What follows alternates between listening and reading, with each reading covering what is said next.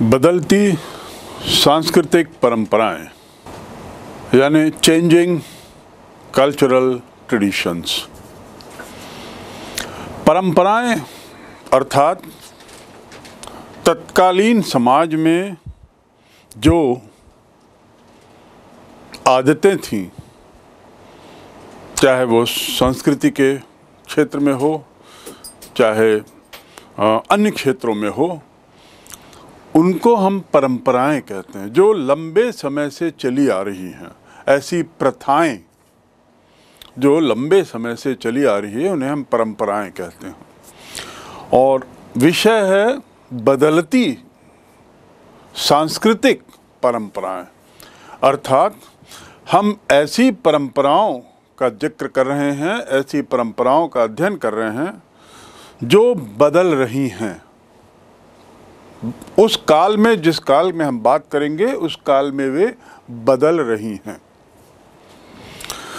और बदलती परंपराएं कौन सी? हमारा केंद्र रहेगा, हमारा विषय रहेगा सांस्कृतिक परंपराएं। यानी किसी अन्य तरह की परंपराओं पर हमको इस अध्याय में नहीं जाना है। सांस्कृतिक परंपराएं, ये हमारा केंद्र बिंदु है। इससे पहले इस अध्याय को लेकर हम बिंदुवार आगे बढ़ें, ये जरूरी है कि थोड़ा सा हम पूर्व जानकारी जो इस अध्याय के लिए अहम है वो आपको बता दें। हमने पढ़ा था चंगेज खान, इसके नाम बारे में काफ़ी हमने पढ़ा है। 1206 में चंगेज खान सम्राट बनता है और जो साम्राज्य वो बनाता है, इसकी विशालता को आप देखें, साम्राज्य की विशालता को आप देखें। एक तो सबसे विशाल साम्राज्यों में मूलतः ये मंगोलिया का था। जो आज मंगोलिया कहलाता है वो मंगोल लोग थे। मूलतः ये लोग कौन थे? मंगोल, मंगोलिया के थे।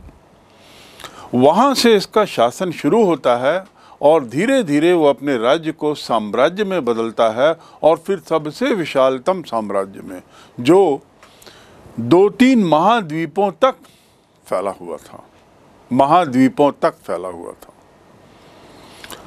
और चूंकि मंगोल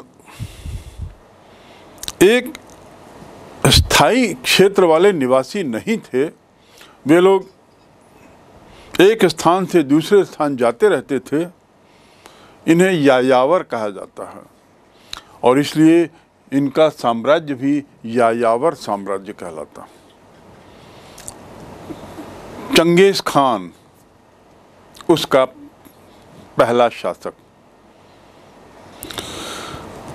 चंगेज खान अपनी बर्बरता के लिए बहुत प्रसिद्ध था। वह अपने साम्राज्य के विस्तार के लिए किसी भी कीमत पर जाने के लिए तैयार था। ऐसा कहा जाता है कि बगदाद, समरकंद, फरगना, जो इस नक्शे में आप देख रहे हैं, यहाँ पर युद्ध के दौरान उसने एक जगह 18 लाख, एक जगह 12 लाख, एक जगह 8 लाख लोगों का कत्ल किया। लाख, 18 लाख, 12 लाख, 8 लाख। यदि ये संख्या अतिशयोक्ति भी है और इसकी हम आधी संख्या भी माने, यानी 18 के बदले 9 लाख समझ लें, 8 लाख समझ लें, यह स्वयं में एक बहुत भारी संख्या है कत्ल के लिए। पर सच्चाई है, बहुत ही खूंखार, भीषण व्यवहार वाला और कुछ भी करने को तैयार अपने साम्राज्य के विस्तार के लिए, वो था चंगेज खान। और इसलिए हम लोग इसके बारे में जब तक सुनते रहते हैं, 2 कारणों से। एक तो बहुत खूंखार सम्राट और दूसरा बहुत विशाल साम्राज्य। जैसा आप देख रहे हैं। इसी साम्राज्य में आगे तैमूर लंग आता है। बीच में करीब 100 सवा 100 साल दूसरे लोग शासन करते हैं, मैं उसके विस्तार पे नहीं जाऊंगा। तो बाद में तैमूर लंग आता है, और ये तैमूर का जो शासन है उसी से आगे, उसी परिवार से आगे एक व्यक्ति समरकंद फरगना वहाँ पर राजा बनता है। लेकिन ऐसी कुछ स्थितियाँ होती हैं कि उस राजा को भगा दिया जाता है, वहाँ से खदेड़ दिया जाता है, और वो मात्र 15 साल का राजा था, क्योंकि उसके पिताजी की मृत्यु हो चुकी थी। 15-20 बार वो राजा अपने सैनिकों के साथ 15-20 वर्षों तक प्रयास करता है अपने उस पुराने राज्य को पाने के लिए, जो समरकंद फरगना का क्षेत्र कहलाता है, और अंततः निराश होकर वह काबुल की तरफ आता है, बल्कि कहना चाहिए काबुल की ओर धकेल दिया जाता है जो पूर्व में है, और फिर काबुल से वह दिल्ली पहुंचता है और मुगल साम्राज्य की स्थापना करता है, जिसका नाम है बाबर। दूसरे शब्दों में मैं आपको बताना चाह रहा हूं कि ये यायावर साम्राज्य चंगेज खान, तैमूर लंग और वहीं कहीं से बाबर उनसे संबंधित है। 1526 में वह मुगल शासन की स्थापना करता है, मुगल राज्य की स्थापना करता है दिल्ली में 1526। तो ये तो हुई एक पृष्ठभूमि। अब दूसरी बात जो आपको जाननी है वो ये है कि इस यायावर साम्राज्य का जो अंतर महाद्वीपीय विस्तार था उसके क्या परिणाम हुए होंगे। आप देख रहे हैं चीन, मंगोलिया और इधर यूरोप का हिस्सा, पश्चिमी यूरोप पूरा, ये क्षेत्र पूरा उसके साम्राज्य में आ गया था, जिसे हम बाइजेंटाइन एम्पायर भी कहें, यूनानी एम्पायर कहें, ऑटोमन एम्पायर कहें, ऑटोमन तो नहीं, बाइजेंटाइन, यूनानी, रोमन एम्पायर, ये सब उसने अपने कब्जे में ले लिया। तो एक और जहां इतना बड़ा साम्राज्य बना, वहीं दूसरी ओर इसके कारण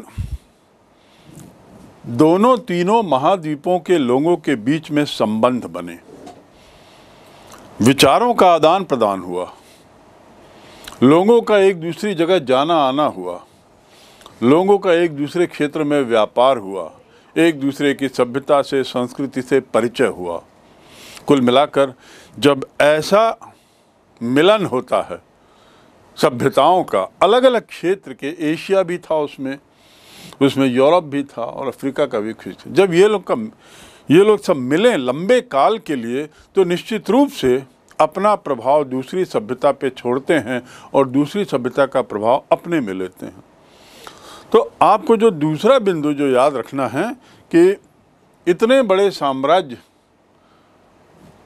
की भले ही समाप्ति हो गई, बाद में ऑटोमन एम्पायर आया और भी कुछ हुआ, लेकिन अपने पीछे वो एक मिश्रित सभ्यता छोड़ गया। मिश्रित से मेरा तात्पर्य है कि विभिन्न महाद्वीपों की अलग अलग सभ्यताओं का एक तरीके से मिलन हुआ और उसके मिश्रण के अपने अलग परिणाम निकले। हम जो पढ़ने जा रहे हैं, जो हमारे इस अध्याय का विषय है, उसका संबंध इस मिश्रण के परिणामों से है, उसका संबंध इस मिश्रण के परिणामों से है। उसमें से एक जो परिणाम बहुत अहम था वो था कि इस काल में हम देखते हैं तीन वर्ग, जो समाज है उसका वर्गीकरण, खासकर पश्चिमी यूरोप पे खेत देखिए, उसमें समाज का जो वर्गीकरण होता है वो उसमें 3 तरह का, एक होता है पादरी या धार्मिक वर्ग जो सर्वोच्च स्थान रखता है, दूसरा है अभिजात वर्ग और तीसरा है कृषि वर्ग। धार्मिक वर्ग, अभिजात वर्ग, कृषि वर्ग। अभिजात वर्ग अमीर लोगों का ग्रुप, मूलतः वे लोग जो लोग जमीन से जुड़े थे। वैसे तो कृषि से संबंधित लोग भी जमीन से जुड़े थे, लेकिन वे लोग दास के रूप में थे। आपको याद होगा पूर्व के अध्यायों में मैंने जिक्र किया है कैसे दास प्रथा उस समय बहुत ज़्यादा प्रचलित थी।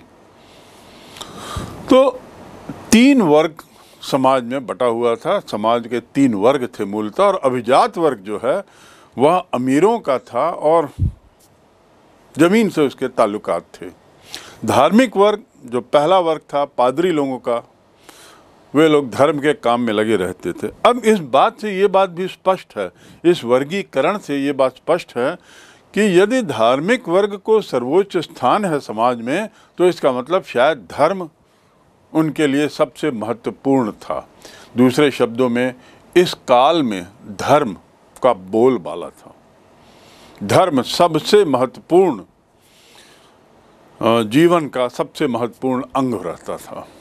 जो गतिविधियां होती थी वे धर्म के आसपास, धर्म के चारों ओर घूमती थी। धर्म उनके केंद्र पे रहता था। ईश्वर, परमात्मा और उससे जुड़ी हुई बातें उस समाज के लिए मूल थी। तो इस प्रकार ये थोड़ी सी पृष्ठभूमि आपको समझने की जरूरत थी। यायावर प्रवृत्ति के मंगोल, बहुत बड़ा साम्राज्य, चंगेज खान और उसके बाद तैमूर और फिर बाबर और भारत में उसका संबंध,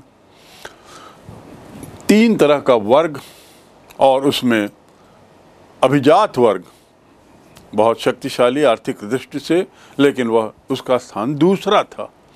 अब यदि धार्मिक लोगों का स्थान पहला था और दूसरा स्थान अमीर लोगों का था, तो आप सोच सकते हैं कि अमीरों की तो मंशा रही होगी कि समाज में उनका स्थान सर्वोच्च हो,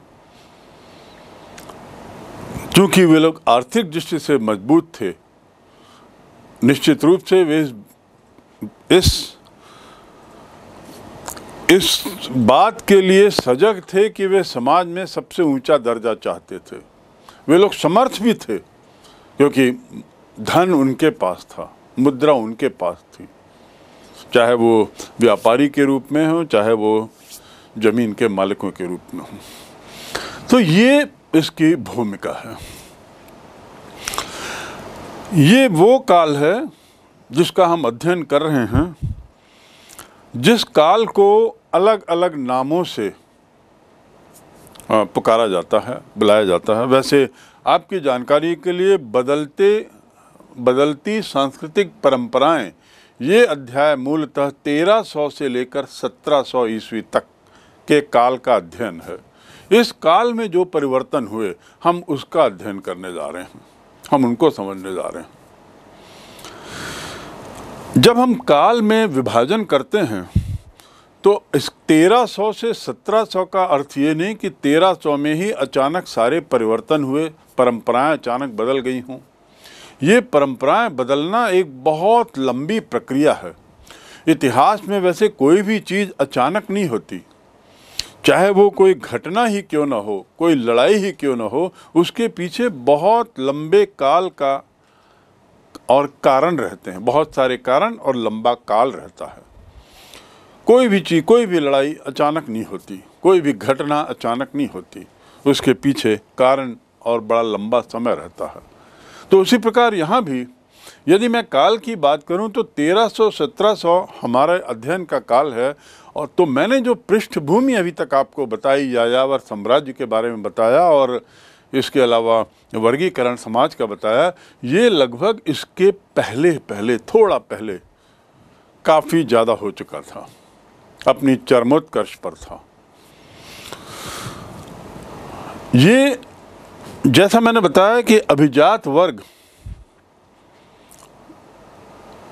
वो वर्ग था जो आर्थिक रूप से संपन्न था, और उस समय की आर्थिक संपन्नता जमीन के नियंत्रण पर आधारित थी।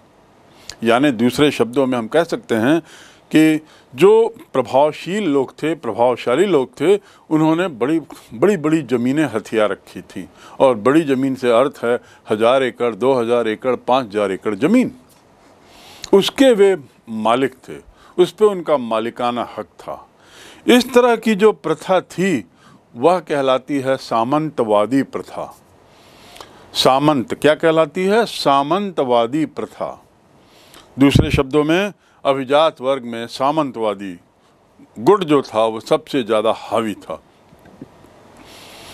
सच्चाई तो यह है कि व्यापारी वर्ग, जिसका व्यापार उस समय मुख्य रूप से सिल्क रूट में होता था, जो सिल्क रूट आप देख रहे हैं नक्शे में, ये चीन से चलता है और पूरे पश्चिमी यूरोप तक जाता है, रेशम मार्ग जिसे कहते हैं, इस सिल्क रूट में, और उस सिल्क रूट के कारण उसके आसपास के क्षेत्रों का विकास हुआ था। लेकिन सामंतों का बोलबाला था।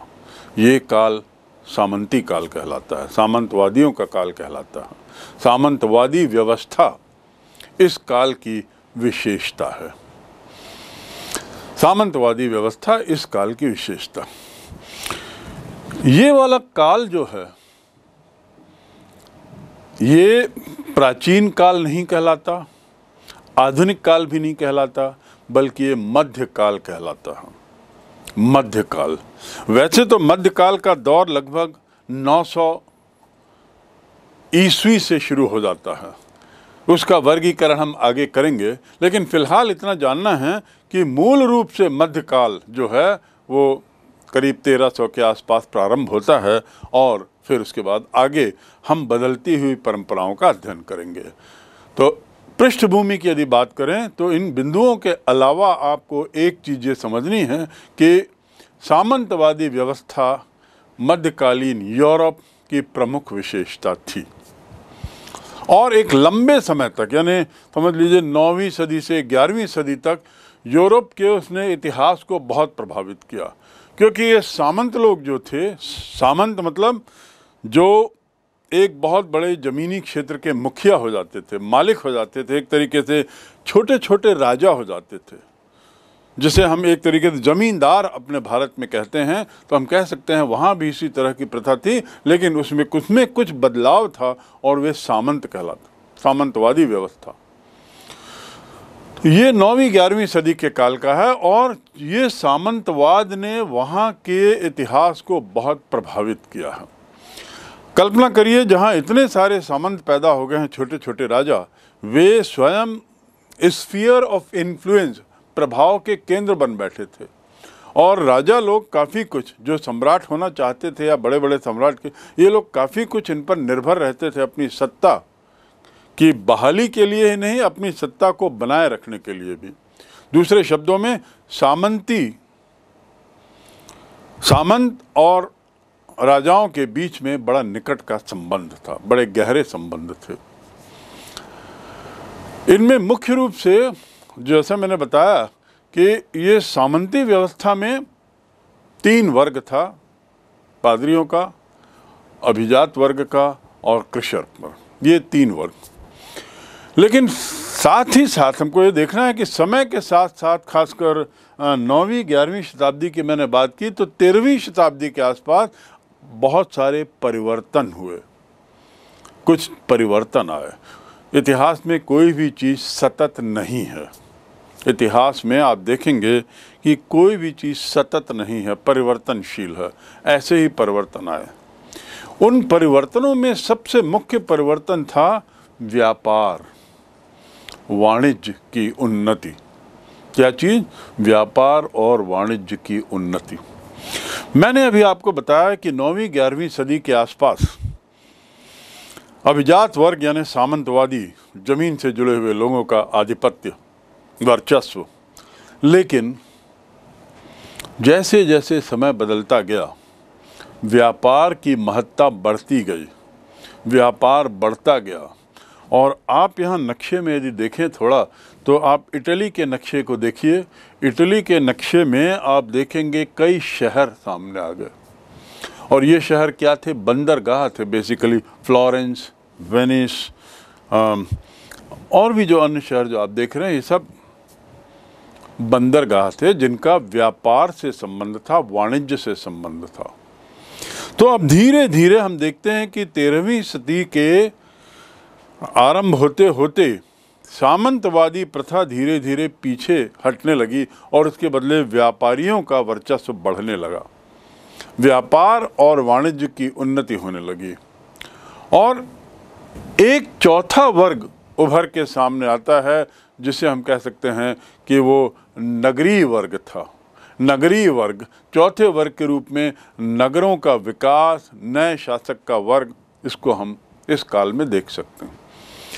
नगरों के विकास के पीछे की कहानी हम आगे पढ़ेंगे, पर आपको केवल ये समझना जरूरी है कि जिस काल की हम बात कर रहे हैं उस काल के प्रारंभ में क्या क्या परिवर्तन हो रहे थे और ये परिवर्तन बड़े धीरे थे, धीरे धीरे हो रहे थे। 5-10 वर्षों का ये प्रभाव नहीं था, ये कई सौ वर्षों से या कम से कम 200-300 वर्षों से ये परिवर्तन प्रारंभ हो चुका था और अब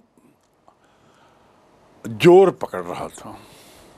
मैंने एक जिक्र किया पूर्व में कि धार्मिक कार्यों से जुड़े हुए लोगों का समाज में पहला स्थान था और बदलते समय के साथ साथ निश्चित रूप से जो दूसरा वर्ग था, सामंत वर्ग, सामंतवादी व्यवस्था के तहत, वह वर्ग अपने वर्चस्वता को बढ़ाने का प्रयास कर रहा था। तो ये एक तरीके से हम देखते हैं संघर्ष, धार्मिक ग्रुप बनाम अभिजात वर्ग, जिसे हम अभिजात वर्ग कहते हैं, एक संघर्ष तो वो शुरू हुआ। साथ ही मैंने ये भी बताया कि ये वो काल था जब धर्म की प्रचुरता थी, धर्म का बाहुल्य था, धर्म जो है वह उसका स्थान सर्वोच्च था एक सामाजिक व्यवस्था में। ये धार्मिक काल हम कह सकते हैं। अब धीरे धीरे, जैसा मैंने कहा, हर काल का अपना दिन होता है। धार्मिक काल ने अब किसी नए काल को जन्म दिया, किसी नई गतिविधियों को जन्म दिया।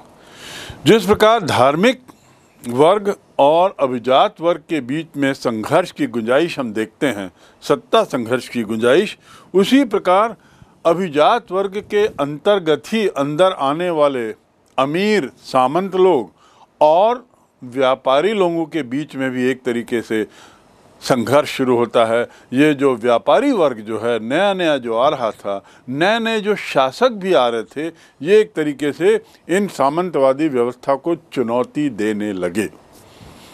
मैं फिर से दोहरा दूं कि सामंतवादी व्यवस्था वह व्यवस्था जिसमें जमीन से जुड़े हुए लोगों का सरोकार मुख्य रहता है और वो ऐसी ज़मीन नहीं जो 5 एकड़ 10 एकड़ हजारों एकड़ में इनके पास ज़मीन रहती है और उसके वो एक तरीके से मालिकाना हक लेके बैठे रहते हैं। तो अब यहाँ चुनौती शुरू होती है और किनके द्वारा किनको, व्यापारी वाणिज्य वर्ग से जुड़े हुए लोगों के द्वारा ज़मीन से जुड़े हुए लोगों को चुनौती दी जाती है और उसके तहत क्या होता है, धीरे धीरे सामंतवादी व्यवस्था का पतन प्रारंभ होता है। तो इस काल में हम सामंतवादी व्यवस्था का पतन भी देख रहे हैं और यदि एक का पतन हो रहा है तो हम देखते हैं कि व्यापारी वर्ग अब ऊपर आ रहा है। तो इस प्रकार इसने व्यापारी वर्ग के उत्थान का मार्ग प्रशस्त किया और यहीं से आधुनिक काल की शुरुआत होती है। यहीं से आधुनिक काल की, बल्कि शुरुआत नहीं, हम कहेंगे आधुनिक काल की आहट मिलने लगती है, क्योंकि ये व्यापारी वर्ग था जो अपने तौर तरीकों से, अपने हौसलों से नई नई चीज़ें देख रहा था, समझने का प्रयास कर रहा था, नई नई जगह जा रहा था और नए नए विचार सामने ला रहा था। तो जब ये नई चीज़ें आती हैं तो वो पुरानी परंपराओं को झटका देती हैं, पुरानी परंपराओं को खटखटाती हैं और यहीं से शुरू होता है नई परंपराएं बनाम पुरानी परंपराओं के बीच का संघर्ष और अंततः नई परंपराएं उभर कर आती हैं और फिर जैसा मैंने कहा आधुनिक काल की आहट देने लगती हैं। तो इसके पीछे व्यापारी लोगों का कुनबा काफ़ी हद तक जिम्मेदार था और सामंतवाद के पतन के लिए भी हम उन्हें ही श्रेय देते हैं, क्योंकि सामंतवादी व्यवस्था जो है वो पुरानी व्यवस्था है, दकियानूसी व्यवस्था थी, पुराने ढर्रे पे चल रही थी। निश्चित रूप से उसका पतन होना था और उसके लिए व्यापारियों को श्रेय जाता हूँ। इस अध्याय में हम ये भी देखेंगे कि आधुनिक यूरोप का जो नक्शा है, आधुनिक यूरोप का जो नक्शा है और उसका इतिहास है कि किस प्रकार 13वीं और 14वीं सदी में हुए परिवर्तनों ने यूरोप में सांस्कृतिक बदलाव की शुरुआत हुई। किस प्रकार 13वीं और 14वीं सदी में हुए परिवर्तनों ने, पहली बात तो कौन से परिवर्तनों की बात मैं कर रहा हूँ, परिवर्तन क्या क्या हुए। एक तो यायावर साम्राज्य, दूसरा सामंतवादी व्यवस्था का धीरे धीरे पतन होना, तीसरा नए नए नगरों का सामने आना, चौथा व्यापारी वाणिज्य वर्ग का सामने आना और रेशम मार्ग के जरिए लोगों की आवाजाही। तो इन सब का परिणाम और जो इतना बड़ा साम्राज्य बन गया था जिसका मैंने जिक्र किया है, उस साम्राज्य, एकीकृत साम्राज्य के अंदर की जो आवाजाही थी उसने सांस्कृतिक बदलावों को जन्म दिया। उसने सांस्कृतिक बदलावों को जन्म दिया, सांस्कृतिक बदलावों की शुरुआत की। और ये सांस्कृतिक बदलावों की शुरुआत और क्या क्या उसमें बदलाव आए, यही हमारे इस अध्याय के अध्ययन का क्षेत्र है। ये जो परिवर्तन हुए 14वीं सदी से 17वीं सदी तक के काल में हुए। 13वीं सदी जो है, जो मैंने बताया 9वीं से 11वीं सदी तक तो बिल्कुल प्राचीन अवस्था में थे, सामंतवादी व्यवस्था में थे, लेकिन 11वीं सदी के लगभग एक तरीके से परिवर्तन हल्का शुरू होता है, आहट होती है। 13वीं सदी में लगने लगता है कि कुछ परिवर्तन आ रहे हैं और 14 से 17वीं सदी में ये परिवर्तन दिखाई देने लगते हैं। इन बदलावों को हम क्या कहते हैं? यही जो परिवर्तन हैं, यही जो बदलाव हम देखते हैं सांस्कृतिक परंपराओं में, विशेषकर उन बदलावों को एक शब्द में पुनर्जागरण कहते हैं। क्या कहते हैं? पुनर्जागरण, पुनः जागना। अब ये दो शब्द की थोड़ी सी हम व्युत्पत्ति जाने। इसको अंग्रेजी में रेनेसां भी कहते हैं। रेनेसां, RENAISSANCE, उच्चारण देखिए, रेनेसां। रेनेसां मतलब पुनर्जागरण। जैसा हिंदी के दो शब्द से स्पष्ट है, पुनः जागरण यानी फिर से जागना। तो फिर से जागना मतलब पहले जगे हुए थे क्या, फिर सो गए क्या और उसके बाद फिर से जाग रहे हैं? हाँ, इसका तात्पर्य यही है। पुनर्जागरण का अर्थ यही है कि पहले जो थे, दुर्भाग्य से उसमें गिरावट आई, अब वो पहले की व्यवस्था को वापस लाने का प्रयास इस काल में हम देखते हैं, या पहले की व्यवस्था के माध्यम से कुछ नई व्यवस्था लाने का प्रयास करते हैं। बीच का जो सुप्तावस्था है उस काल को भुला देने की बात करते हैं। पुनर्जागरण वह काल है जब सुप्तावस्था के काल के बाद, सुप्तावस्था के पहले के काल के बल पर कुछ नए प्रयास होते हैं समाज में। तो आप समझ गए हैं क्या है रेनेसां? पुनर्जागरण। और पुनर्जागरण क्यों कह रहे हैं? पुरानी व्यवस्था को लाने का प्रयास, पुरानी व्यवस्था जिसे हमने किसी कारण खो दिया, पुरानी व्यवस्था जिसे हम किसी कारण से भूल गए, पुरानी व्यवस्था जो थी तो बहुत अच्छी, पर बीच में एक ऐसा दौर आया जब इस व्यवस्था को लोगों ने दबा दिया। ये बीच का दौर कौन सा था? सामंतवादी दौर, 9वीं शताब्दी के बाद का दौर, 9वीं से लगभग 13वीं शताब्दी का दौर। ये जो सुप्तावस्था वाली अवस्था है, ये सुप्तावस्था शब्द कहना उचित नहीं होगा, ये बल्कि बहुत से इतिहासकारों ने इसे अंधकार युग कहा है। प्राचीन युग यानी 900 से पूर्व का, उसके बाद अंधकार युग यानी 900 से 1300, और 1300 के बाद का काल एक तरीके से कहा जा सकता है आधुनिक काल, जहाँ पे आधुनिक काल की शुरुआत होती। इन बदलावों को, ये जो बदलाव जो हम देखते हैं 1400 से 1700, ये बदलाव ही क्या कहलाता है? पुनर्जागरण। ये एक बहुत महत्वपूर्ण प्रश्न इसमें आता है हमेशा कि पुनर्जागरण का क्या तात्पर्य है और पुनर्जागरण में क्या क्या परिवर्तन आए, लिखें। तो पुनर्जागरण वैसे भारत में भी हुआ था, और पुनर्जागरण जो होता है सामान्यतः वह सांस्कृतिक क्षेत्र में होता है।